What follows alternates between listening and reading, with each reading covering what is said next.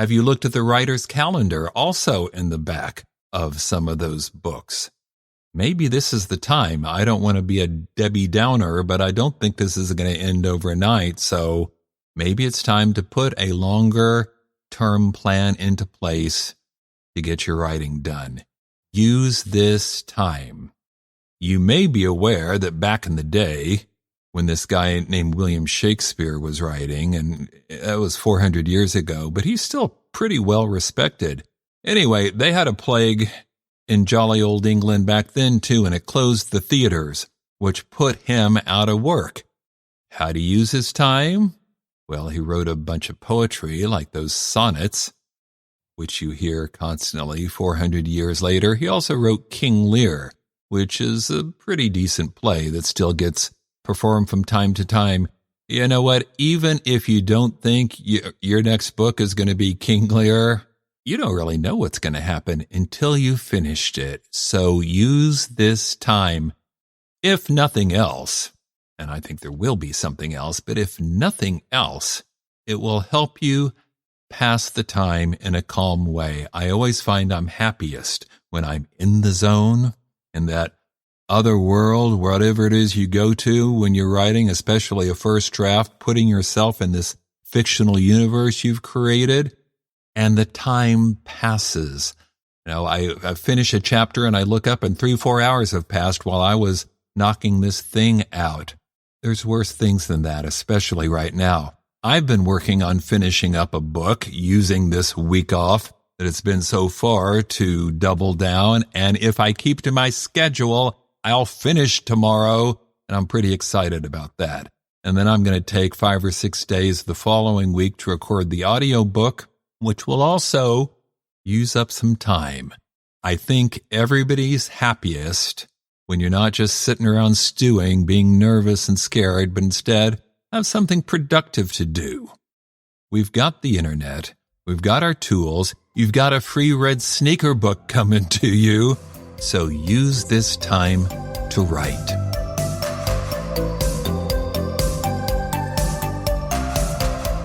My interview this time is with Melanie Hemry, an extremely successful ghostwriter and writer in the Christian book market. I've had the pleasure of knowing and writing and working with Melanie for some time. She's one of my co-hosts for WriterCon every year, and she was with us on the WriterCon cruise, which is where this interview was recorded. So if the sound is a little imperfect, that's all right. You can still tell what she's saying, and she has a lot to say. Here it is. Melanie, thanks for being on the podcast. I'm thrilled to be here with you. Okay, as I think you may be aware, I always ask everybody the same first question up front. If you had one piece of advice you could offer aspiring writers, what would it be? It would be to target your work to a particular publisher that wants a specific thing, to actually meet the editorial needs of whoever you're working for. That's good advice. And then tool what you're writing to whatever the market might be. Right. You have one of the most impressive and varied resumes I've ever seen for any writer. You've done more than 50 books, right? I've actually done 54. I've done about 60 now. All right, that's published books. There's some fiction in there, more nonfiction, a bunch of books you ghost wrote, in some cases for very successful or famous people. And you've done some work for guideposts too, Correct. Right? How did that happen? Well, when I first started studying writing, someone read my material in a class and said, "You're a natural guidepost writer." And I said, "What's that?" I'd never heard. So she introduced me to the magazine, and I started working to try to get in it. And I sold the first story to him actually in 1986, another in 87. I won the National Guidepost Contest in 88, and I'm still writing for him, and I have a story in this month's issue of the magazine. Wow. So what is it that made you a natural for guideposts? I don't really know, except I think it had to do with the way I set up my scenes, mini scenes, and moving from one point to another and having an inspirational ending. So tell people more about guideposts. Are they looking for new material now? They're always looking for new material and new voices from different parts of the country. They want a story, a true story in a short story format with one protagonist, one viewpoint, with a problem that sets very early in the story, in the first paragraph or two. And then as the protagonist tries to solve the problem, it gets worse and it gets worse and it gets worse until there is a black moment. It seems that all is lost, and then there's a turnaround, and right after it's a turnaround, there's an ending. They don't want a lot of spiritualese. They want the story to be the story, and they want one message and one takeaway. The takeaway being, I wrote a story about a woman who couldn't swim, and she was swept away in a flood and hung in a tree with snakes for 3 days. Okay, that's probably not going to happen to you, Bill. Right. I hope. But the takeaway was that God's arm's not too short to reach her. And so wherever we are, that God's arm's not too short to reach us. So a general takeaway that anybody could get something out of that message. I think that's useful, though, because I think some people have a misunderstanding about what's in guideposts. It's not nearly the kind of cliche, I prayed a lot and then my life changed, kind of what people might expect. No, as a matter of fact, that's the way to get rejected. They don't want stories where the takeaways, I prayed and I got.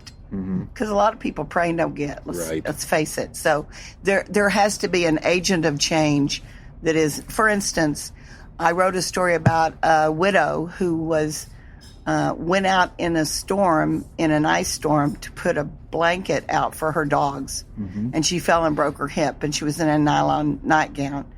The agent of change was that her dogs dragged the blanket over her and laid over her and kept her alive all night until she was rescued the next day. So there has to be something besides, I just prayed and God, mysteriously manifest. Right. And a lot of people make a mistake by submitting things to guideposts that are sermons or teaching articles or essays. They don't want that. They want a story. Meditation on a Bible verse or something like that. Nothing like that. Right. Let's talk about your ghostwriting work, because that is really impressive. You've done a bunch of work, and tell me if I'm being crass, but you've earned some real money writing books for other people. How did that get started? Well, the first time I went to a writer's conference, I heard someone talk about ghostwriting, and I turned to the person next to me and said, why would anyone do that? And then I became one. Part of the reason is because as a young writer, I didn't think I had anything to say to write a book yet. Yes. And it pays well. I'm just going to be honest. But no story. Yeah, talent, but no story. But you got paid well for that. I got paid very, very well. And so it just turned out that because I write in 2 national magazines, and in one of them I have a column every month and my name's there. So people, find my website and call me, can you write a book? And so I just sort of evolved into it. I'm a former intensive care nurse, and to me, a book was like a head injury that didn't blink for 4 months. I didn't want to think about it. And then I convinced myself, a book is just a bunch of stories, one after another. So I had to think of it that way until I got used to writing them. But, of course, one of my fun things was an agent had read one of my books and contacted me, and Maisel Falwell, who was Jerry Falwell's widow, had been hired to do a book, and she wanted a female ghostwriter, so I got that job. You did it, huh? Yeah. Wow. And you're mentioned in that book, though, not as the author. Am I right about that? I didn't get a byline on the cover, but I did on the legal page. Are most of the people you end up ghosting for, are you telling their life story, or what is it? It's a variety of things. I've done a few memoirs and biographies like that, but I also write for pastors who have a whole series of sermons they want turned into a book. And a lot of people think, oh, well, you just transcribe the sermons. That does not make a book at all. It really takes a lot of work, and sometimes what's in the end of a sermon is the beginning of a chapter. You have to, and the first chapter is never in a sermon series because everyone knows who they are. they have established their platform when they stand in the pulpit. So all of that, the premise of the book and building their platform has to take place in the first chapter.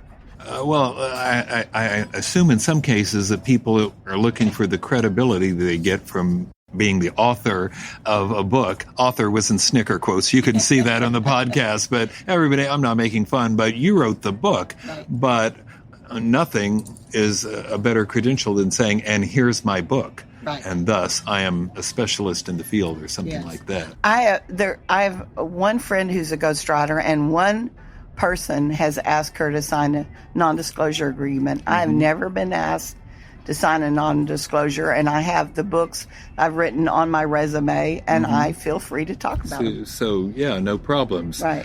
Now, we worked on one together, and that was a really interesting guy, basically telling the fascinating story of his multifaceted life. Yes. How did that happen? Well, it was very interesting because there's a man in my church who works for Feed the Children. Mm-hmm. And he contacted me, and one of the men in Feed the Children had a client who had told him his story, and the guy said, you need a ghostwriter. So when the Feed the Children staff came together, they said, we need to find a ghostwriter. And this guy said, I know one. He goes, no. We need a professional ghostwriter. Oh, well, I know one. No. We need one that understands the Christian market. And he goes, I know one. And so the guy contacted me, and I ended up going to his ranch. He had owned 2 oil companies and had a really fascinating story. But just before I wrote that book, I had read a book about a man who found out his father was a hitman in the mafia. Wow. I really wanted to know that part of the story, but when I read the book, it started with his childhood, and I was so bored. I only stayed with it to get to the part where he finds out his dad's a hitman and what all happens to him. But I was so bored, I wanted to pull my hair out. So I knew when I told Stevie Ray Hanson's story, I couldn't. The bulk of what happened to him stemmed from his childhood. But I didn't want to bore my readers to death. So I thought, okay, I'll wait until the end of Act 2 when he's in prison. The stakes are so high. Do you remember that? Yeah, I didn't clever. release what had happened to him in his childhood until he was in the prison because I didn't want to bore anyone. That was good writing. Thank you.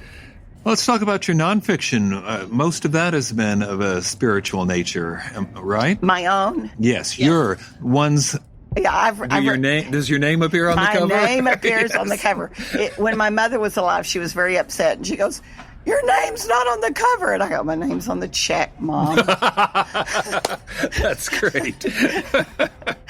And the checks are much higher when you're a ghostwriter. That's all I can say. So at any rate, I wrote my first book, which was The Book of My Heart, which was stories out of my 20-year nursing career in intensive care. Yes. With a sort of a spiritual takeaway at the end of each chapter. Now, were these shorts, were these fiction, or this was nonfiction? This was nonfiction. Okay. But it was written with, it was as though you were reading fiction, but it was all true. They were stories. They were stories, in other words.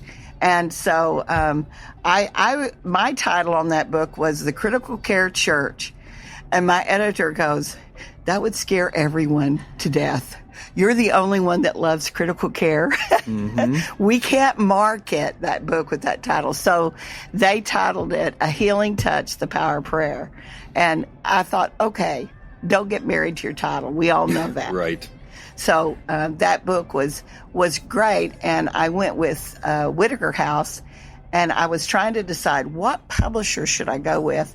And I asked Cherry Fuller, how do you decide? And we were in Denver at the Christian Booksellers Convention. She said, walk around to every publisher. They have book shelves with their books on them, and look where you would most like your title to be, what authors would be on either side of you. And that's when I decided I wanted to be with Whitaker House. Fortunately, they decided they wanted to be with me. But after that, as that book came out in 2006, Mr. Whitaker, the president of the company, came to me and said, I have a series of books I want done, but I need someone to write them, and I want you to write them. So my next 4 books were his ideas that I wrote for him. And then